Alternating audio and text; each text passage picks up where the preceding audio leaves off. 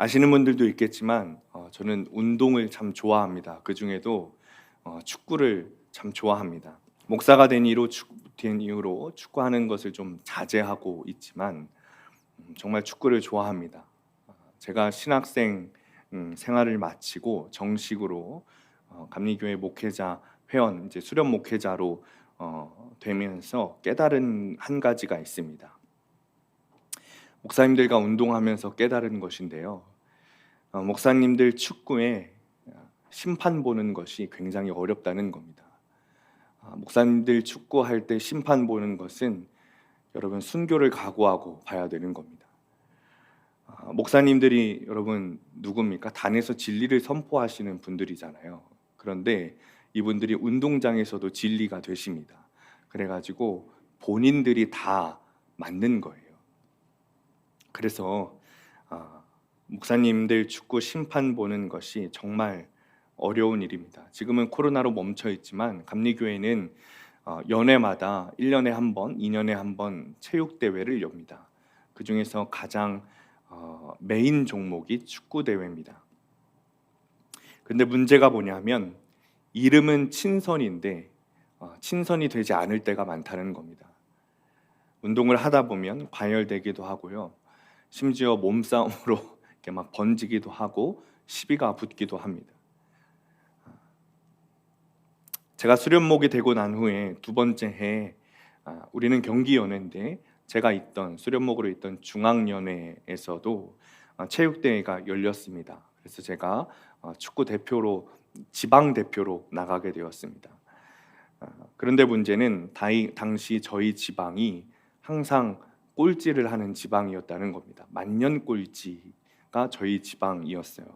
그래서 항상 지방 목사님들의 소원은 우승도 아니고 단 1승만 해보는 게 우리 지방 목사님들의 소원이었습니다. 그런데 마침 그 해에 이제 젊은 수련목들이 몇 명 들어온 겁니다. 그래서 지방 목사님들이 신이 나셨어요. 그래서 젊은 목사님들을 이제 젊은 수련목들을 목사님들이 이제 집합시켜 가지고 매주 2번 이렇게 훈련을 했습니다. 체육대회를 위해서 훈련을 한 겁니다.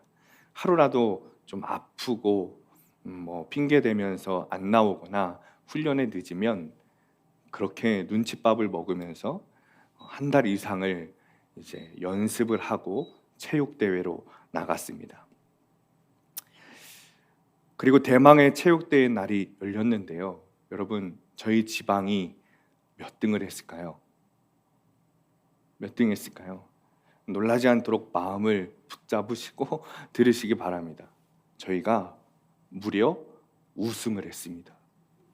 준우승도 아니고 여러분 우승을 했다는 겁니다. 1승을 소망하던 그 지방이 우승을 했습니다. 여기서 더 여러분들이 주목해야 되는 게 뭔지 아십니까? 저희가 결승전에서 2대 0으로 지다가 제가 2골을 넣고 득점왕을 하면서 이겼다는 겁니다. 이게 더 중요한 대목입니다. 제가 마지막 역전골을 넣고 3대 2로 이겼는데 마지막 역전골을 넣고 딱 저희 지방의 벤치를 딱 보니까 막 난리가 난 겁니다. 지방 목사님들 난리가 나고요. 선수들도 막 달려가가지고 응원하던 사모님 목사님들 막 다 끌어안고 막 난리가 났습니다. 어떤 목사님 막 울기까지 하시더라고요. 그런데 더 놀라운 것이 뭔지 아십니까? 제가 사역하던 교회 담임 목사님은 어떤 분이시냐면 정말 온유하고 차분한 분으로 굉장히 유명한 분이십니다. 전국적으로 아주 유명한 분이세요. 그래서 그분에 대해서 사람들이 뭐라고 얘기하냐면 남북 전쟁이 다시 일어나도 차분하게 앉아서 주님만 바라보고 계실 분이라고 그렇게 소문이 난 분입니다. 그런데 체육대회를 마치고 돌아온 주에 교회에서 저를 막 찾으시더니 안으시고는 대견하다면서 우리 지방 목사님들의 한을 풀어줬다면서 이렇게 막 칭찬을 해주시는 겁니다. 여러분 제가 어땠을까요? 스스로 대견하고요. 그날은 콧노래를 부르면서 하루를 보냈습니다. 그런데 제 마음에 갑자기 들어오는 한 가지 마음이 있었습니다. 내가 주님 때문에 이렇게 기뻐하고 있는가라는 마음이었습니다. 이 마음은 분명히 주님의 음성이었습니다. 내가 고작 축구 우승하고 흥분하는 만큼 주님을 사랑하지 않고 주님께 관심을 두고 있지 않은 것은 아닌가라는 주님의 분명한 책망이었습니다. 내가 주님 때문에, 주님으로 인하여 이만큼 기뻐하고 행복하고 흥분했던 적이 언제였던가 회개하게 하시는 순간이었습니다. 그때 저는 분명 주님보다 운동을, 더 정확히는 제가 관심 받는 것을 더 기뻐하고 즐거워하던 사람이었습니다. 나의 인정에 더 관심 있던 사람이 그때의 저였습니다. 미국에 뉴욕에 두 친구가 있었답니다. 한 사람은 뉴욕에서만 살던 백인이었고 한 사람은 인디언 유학생이었습니다. 두 친구가 이제 뉴욕 한복판을 길을 걸어가고 있는데 인디언 친구가 어디서 귀뚜라미 소리가 들린다는 겁니다.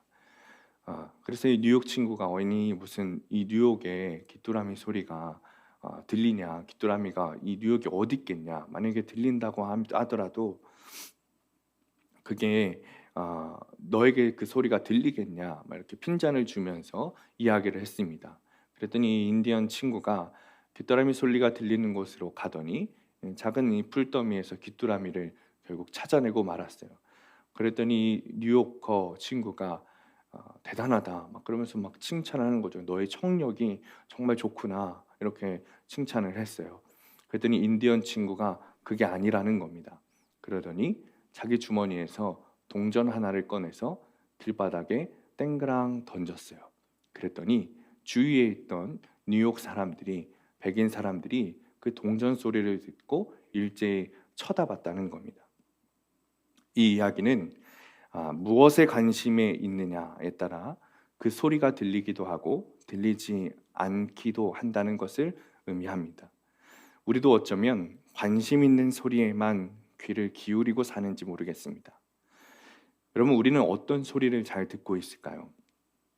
우리가 주님의 음성을 잘 듣지 못하는 것은 사실 주님께 우리가 관심이 없어서는 아닐까요? 오늘 본문을 통해서 주님께서 우리의 음성을 들려주십니다. 말씀을 통해 주님께 관심 있는 자들, 관심 없는 자들, 그래서 주님의 음성을 듣는 자들, 듣지 않는 자들에 대해서 말씀하십니다. 이 말씀은 오늘 우리에게도 분명하게 적용될 것입니다.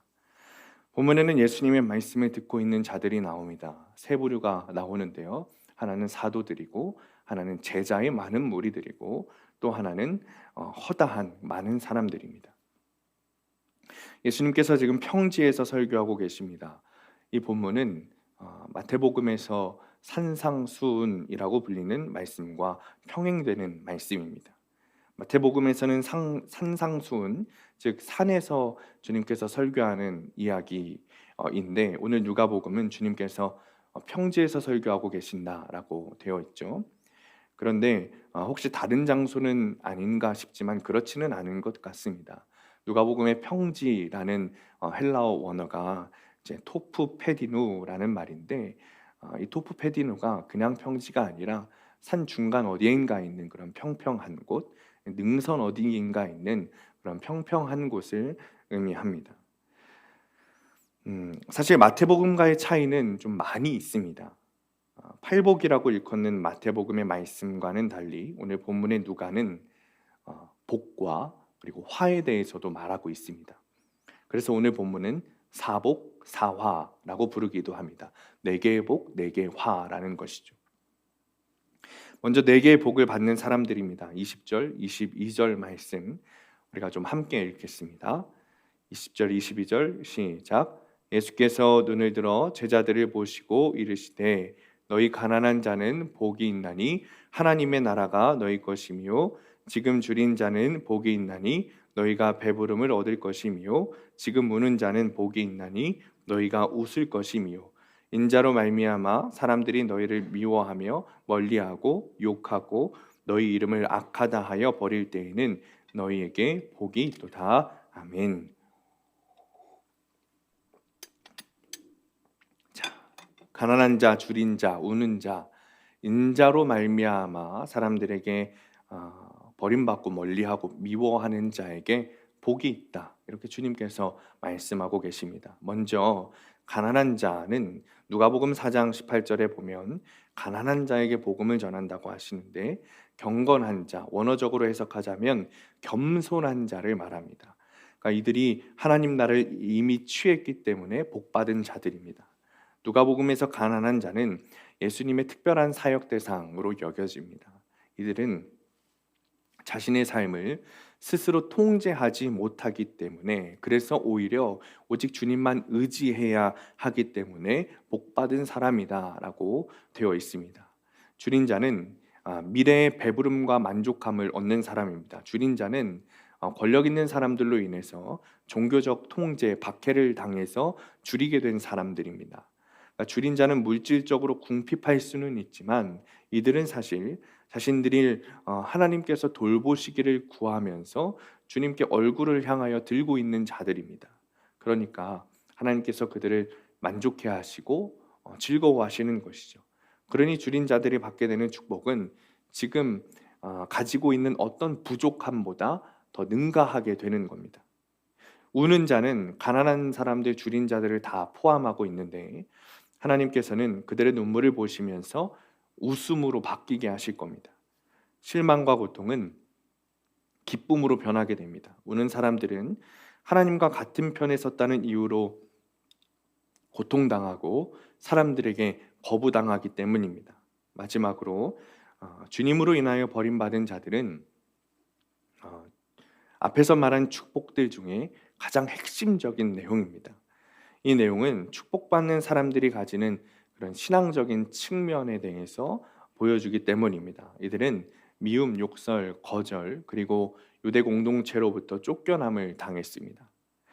여러분, 고대 세계에 있어서 신앙적인 문제는 개인적인 것이 아니었습니다. 예수님을 선택한다는 것은 가족을 잃는다는 것을 의미했고, 회당에서 쫓겨난다는 의미였고, 사회적인 접촉에서 추방된다는 의미였습니다. 회당에서 내던져진다는 것은 여러분 불결한 사람으로 여겨지는 거였습니다. 그러나 이런 환경 속에서도 주님이 요구하시는 것이 있습니다. 23절 말씀입니다. 우리 함께 읽겠습니다. 23절 말씀 시작. 그날에 기뻐하고 뛰놀라. 하늘에서 너희 상이 큼이라. 그들의 조상들이 선지자들에게 이와 같이 하였느니라. 아멘. 주님께서 뭐라고 말씀하시죠? 기뻐하고 뛰어놀라 라고 말씀하십니다. 하늘에서 받을 상이 있는 사람들답게 기뻐하고 뛰어놀라 라고 말씀하시는 거예요. 그런 일을 만나게 되면 오히려 징조와 표징으로 삼으라는 겁니다. 복에 관한 가르침의 결말은 예수로 인해서 세상에서 가난하고 굶주리고 슬피 울게 되어도, 사람들이 미워하고 배척하고 멀리해도, 버린다고 하더라도 천국을 가진 사람들답게, 그 상을 받은 사람들답게 기뻐하고 뛰어놀라는 것입니다. 그런 일을 만나면 내가 축복받은 사람이구나 라고 생각하고 여기라는 것입니다. 하나님께서는 예수를 믿는 것으로 인해서 우리가 어떤 상황 가운데 처해 있는지, 어떤 과정을 거치고 있는지 알고 계십니다. 살피고 계십니다. 그리고 신실한 자들, 예수 그리스도 안에 있는 사람들, 그들을 복을 주신다고 약속하고 계십니다. 하나님 나라에 속한 우리들은 주님께서 우리에게 영원한 안식, 상급, 그리고 하나님 나라를 주실 것을 확신하면서 평안에 거할 수 있습니다. 의지할 수 있습니다. 그러니 우리가 사람들에게 미움받고 버림받아도 기뻐하며 뛰어놀 수 있다는 겁니다. 오늘 주님이 말씀하시는 복은 이 세상이 말하는 것과는 조금 다릅니다. 주님 말씀하시는 복받는 조건은 사람들에게 받아들여지는 것이 아니라 버려지는 사람들입니다. 인정받지 못하는 사람들입니다. 그러나 주님의 축복을 확신하는 사람은 이 어려운 길을 참고 견뎌낼 수 있다는 겁니다. 우리는 한쪽 뺨을 맞아도 다른 뺨을 돌려댈 수 있고, 우리에게 자비를 베풀지 않은 사람에게도 자비를 베풀 수 있습니다. 사람들에게 받아들여지는 것이 중요한 게 아니라 주님께 받아들여지는 것이 더 중요하기 때문입니다. 그렇게 주님께서 말씀하고 계십니다. 그런데 우리의 현실은 그러기 쉽지 않은 것이 사실이라는 거죠. 실제로 많은 경우에 이런 일이 닥치면 속절없이 무너지고 맙니다. 그래서 사람들은 주님의 말씀을 듣고 따르는 것을 싫어했습니다. 예수님 시대뿐만이 아니라 그 전부터 그래 왔습니다. 주님도 알고 계셨습니다. 그래서 23절 후반부에 이렇게 말씀하신 거예요. 그들의 조상들이 선지자들에게 이와 같이 하였느니라. 선지자는 하나님의 말씀을 외치던 사람들입니다. 세상의 가치관이 아니라 하나님의 가치관으로 살면서 사람들에게 하나님의 가치관을 전파하던 사람들입니다. 그래서 사람들은 선지자들의 말을 불편해했습니다. 하나님보다 세상에 더 관심이 있었기 때문이에요. 그러니 세상의 관점이 아니라 하나님의 관점으로 세상을 살라는 이 선지자의 말이 불편할 수밖에 없는 겁니다. 소화가 안 되는 겁니다. 그래서 주님의 음성은 듣지 못하고 주님의 말씀을 전하는 선지자들을 박해하고 미워하는 거죠. 사실 여러분, 하나님의 말씀은 환영받지 못할 때가 많이 있습니다. 우리도 그렇습니다. 주님은 오늘 분명 가난하고 줄이고 우는 자, 세상에게 버림받은 자, 멀리하는 자, 그 버림받는 자가 복이 있다라고 말씀하고 계십니다. 그런데 여러분, 이 말씀이 편하십니까? 그냥 그대로 소화가 되십니까? 그렇지 않습니다. 우리도 불편합니다. 가난하고 싶지 않고 굶주리고 싶지 않고, 그렇죠? 울고 싶지 않습니다. 저부터 그렇게 생각합니다. 내 삶에 더 이상 이런 일이 없었으면 좋겠다라고 생각합니다. 그런 이유로 예수님을 믿기 시작한 분들도 있으실 겁니다. 이런 삶이 싫어서 가난한 삶, 줄인 삶, 더 이상 울고 싶지 않아서 예수님을 믿기 시작한 사람들도 있습니다. 오늘 본문에 등장하는 사람들처럼 말입니다. 오늘 본문에 나오는 사람들은 사실은 여러분, 주님의 말씀을 듣기 위해서 주님이라는 존재 자체에 관심이 있어서 나온 사람들이 아닙니다.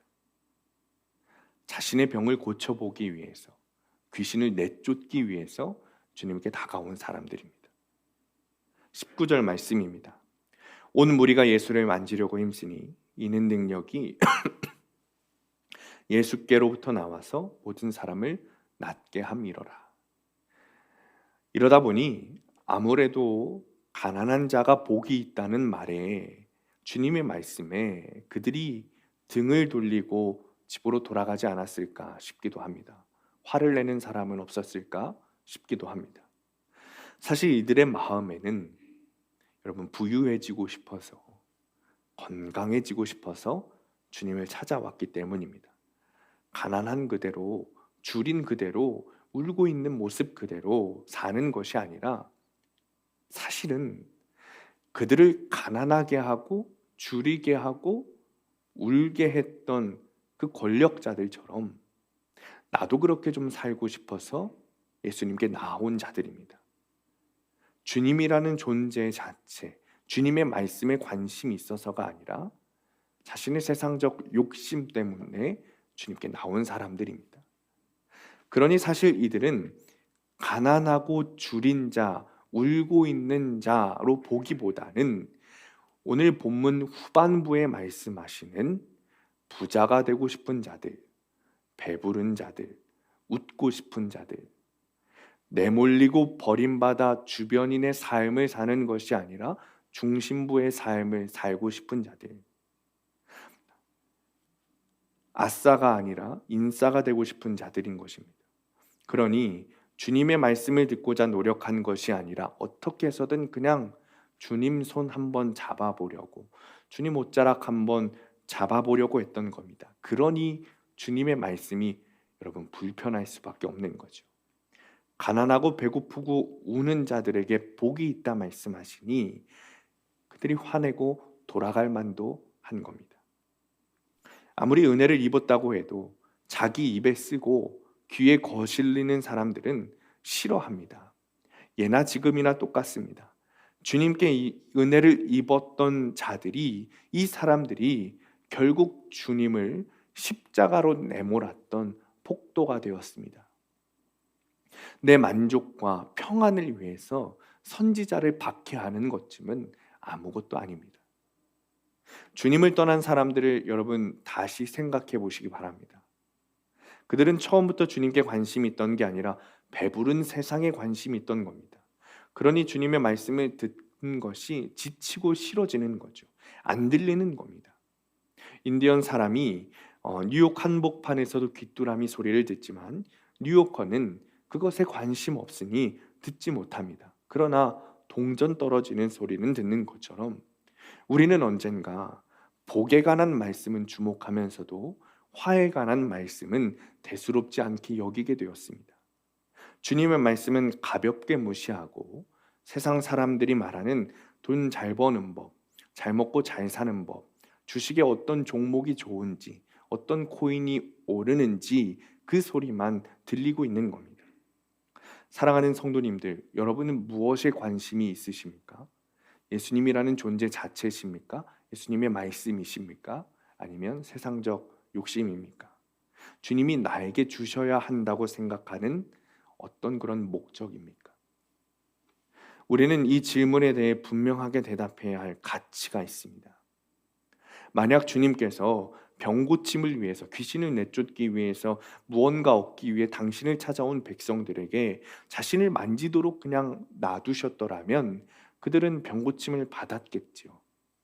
귀신이 내쫓임을 받았겠죠. 무언가 주님으로부터 얻었겠죠. 그리고 집으로 돌아갔을 겁니다. 그러나 그들이 세상에서 살던 그 모습 그대로 살았을 것입니다. 새 사람이 아니라 옛사람의 모습으로 그대로 살았을 것입니다. 나의 겉은 변했지만 그 안은 전혀 변하지 않은 채 그냥 그대로 살았을 겁니다. 그런데 주님은 당신의 사랑하는 백성들이 그렇게 살기를 원하지 않으셨어요. 그래서 계속 말씀을 전하십니다. 나의 백성들아, 가난해도 굶주려도 너희들이 울고 있어도 너희들이 세상에 버림받았어도 차라리 그것으로 인해 나를 찾아왔으니, 차라리 그것으로 나 예수를 보러 왔으니 그것이 더 귀하고 축복이라고 주님이 말씀하고 계십니다. 그러니 우리에게 가장 중요한 관심사는 오직 주님이셔야 되는 겁니다. 자, 이제 우리가 오늘 본문의 조금 다른 면도 보려고 합니다. 사실 마태복음의 산상수훈에서는 가난한 자에 대해서 여러분 뭐라고 이야기하죠? 심령이 가난한 자라고 말합니다. 그리고 줄인 자에 대해서는 의에 줄이고 목마른 자라고 말합니다. 그런데 오늘 본문 누가복음은 앞에 있는 수식어가 없어요. 그냥 가난한 자, 그냥 줄인 자입니다. 그냥 우는 자라고 말합니다. 마태복음의 그리고 저자 그리고 누가복음의 저자가 다르듯이 이 글을 쓴 상황은 같지만 그들의 의도는 다를 것입니다. 누가복음에서 분명히 주님께서 말씀하시고 싶은 마음, 주님의 마음이 있는 겁니다. 왜 주님은 가난한 사람에 대해서나 고통받는 자에 대해서나 그리고 부자들을 향한 엄한 경고와 같은 이슈들을 두드러지게 이렇게 표현하고 계신 걸까요? 첫 번째는 주님께서는 이 세상에 별것 아닌 것 같은 자들을, 그렇게 취급당하는 사람들을 귀하게 여기신다는 겁니다. 만약 하나님이 가난한 자, 줄인 자를 여러분 돌보신다면 그분의 교회는 마땅히 주님과 동일하게 그 사람들을 돌보아야 할 겁니다. 마태복음이 말하는 마음이 가난한 자라는 표현 역시 진실한 표현입니다. 그러나 주님은 정말 가난한 자, 정말 배가 골아서 줄이고 있는 자들이 하나님 나라의 일부가 되도록 초청하셨습니다. 물론 교회에는 가난한 자도 있고 부한 자도 있고 줄인 자도 있고 배부른 자도 있습니다. 부한 자와 배부른 자가 잘못됐다는 것은 아닙니다. 주님은 모든 사람들을 사랑하십니다. 그러나 우리에게는 여전히 이 질문이 남아있는 거예요. 왜 주님은 궁핍한 사람들을 그렇게 두드러지게 표현하셨을까? 모든 사람들을 다 사랑하시는 주님인데 왜 궁핍한 자들을 두드러지게 표현하셨냐 이 말입니다. 만약 교회가 궁핍한 사람들을 긍휼하게 여기는 것, 사랑 섬김을 통해 다가가야 하는 그런 부름을 가지고 있다면, 주님을 통해서 그런 이들에게 주님의 선물이 주어진다는 것을 전파해야 하는 사명이 있다면, 다른 어떤 사람들보다, 가난한 사람들보다 더 좋은 대상은 없을 겁니다. 여러분 제자들은 예수님이 예민하셨던 사람들에게 예민해야 합니다. 그 이유가 뭘까요? 설교를 준비하면서 한 가지 영상을 보게 되었습니다. 영상을 좀 같이 보기를 원했는데 제가 좀 틀어보니까 영상 자체의 화질은 괜찮은데 저희 스크린 때문에 자막이 잘 보이지 않는 것 같아요. 그래서 제가 좀 말로 설명을 드리려고 합니다. 사진을 하나 같이 보겠습니다. 타임즈에서 선정한 가장 영향력 있는 역대 100개의 사진 중 하나입니다. 사진을 보면 어린 소녀가 있습니다. 이 소녀가 사진의 주인공입니다. 소녀는 마을에서 별로 멀지 않은 급식소로 가고 있었습니다. 그런데 이 소녀가 영양실조가 너무 심한 나머지, 너무나도 느리게 움직인 나머지 뒤에서 대머리 독수리가 공격하려고 서 있는 겁니다. 이 사진을 찍은 젊은 기자는 아마 마음속에 선행을 하고 싶은 마음이 있었을지도 모르겠습니다. 어떤 감정을 느꼈을 것 같습니다. 그런데 그는 망설였습니다.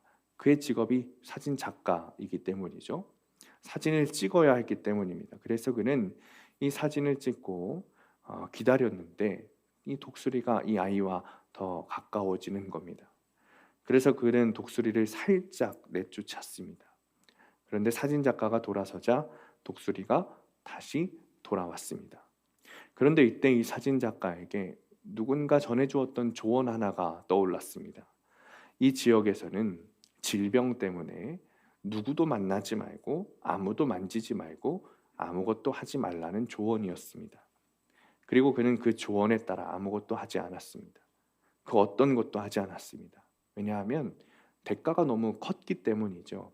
이 소녀를 도왔을 때 대가가 너무 컸던 겁니다. 그래서 그는 떠났습니다.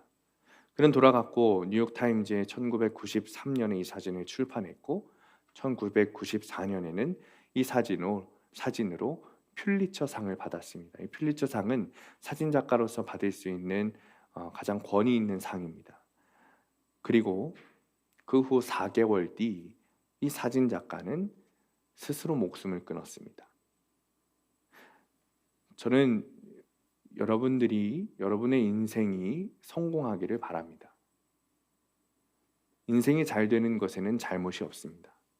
그러나 성공은 오직 나 자신에 대해서만 말한다는 겁니다. 여러분, 성공이라는 것 하나로 정말 충분합니까? 여러분이 인생에 성공하는 것 하나로 정말 충분합니까? 아시다시피 이 사진을 찍었던 사람은 성공했습니다. 퓰리처상은 사진 작가가 받을 수 있는 가장 큰 명예입니다. 그러나 충분하지 않았습니다. 보다시피 충분하지 않았습니다. 그렇다면 우리는 어떻게 해야 충분할까요? 이 사진 작가는 저 소녀를 살릴 수 있는 짧은 시간이 있었습니다. 하지만 그녀를 일으켜 세울 가치가 그에게 없었습니다. 그 소녀를 일으켜 세울 가치가 없었어요. 복음에 대해 이야기할 만한 가치가 없었습니다. 그래, 퓰리처상 받았는데 무슨 상관이냐? 괜찮지. 이 영상의 마지막에 이런 자막이 흘러나옵니다. 인생에서 가장 큰 비극은 우리가 언젠가 삶을 되돌아볼 때 내가 이룬 성공들이 아무런 의미가 없다는 사실을 알아차리는 것이다. 주님은 여러분의 인생이 그렇게 되기를 원하지 않으십니다. 주님께서 사랑하시는 우리의 삶이 이렇게 되기를 원하지 않으십니다. 그저 성공만 바라보며 쫓아가다가 망가지는 인생이 되지 않기를 주님은 원하십니다.